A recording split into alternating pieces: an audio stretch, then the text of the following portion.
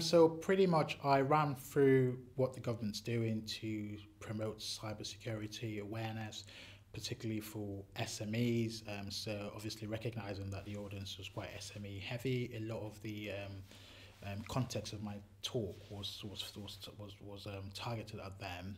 So I sort of talked about the national cybersecurity strategy and talked about the cross-government collaboration and approach which had been adopted in terms of the delivery of the strategy. I gave a little, obviously being from the Department for Business Innovation and Skills, I gave a little bit of a plug for obviously what we're doing. I talked about the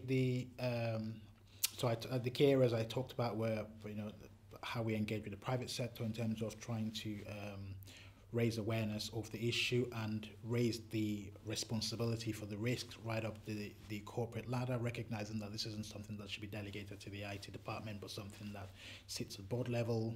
Talked about the work we're doing on skills and education, making sure we have the right skills, knowledge and capability to be able to deliver the rest of the objectives of the strategy, and talked about sort of some of the things we've done so far in terms of the 10 steps for cybersecurity for large businesses and the small business version.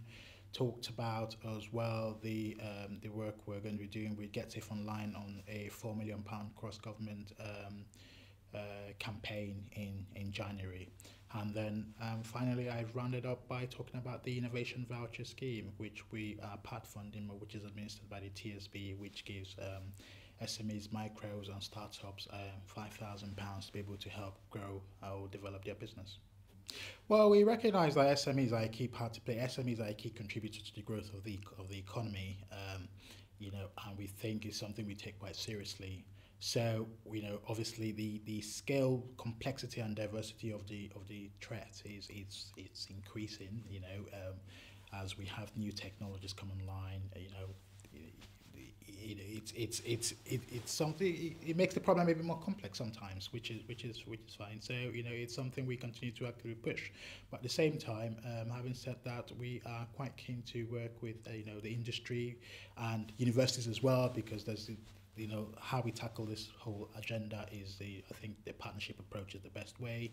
So we're quite keen to work with them on continuing to make sure that we help meet not just current but future challenges as well.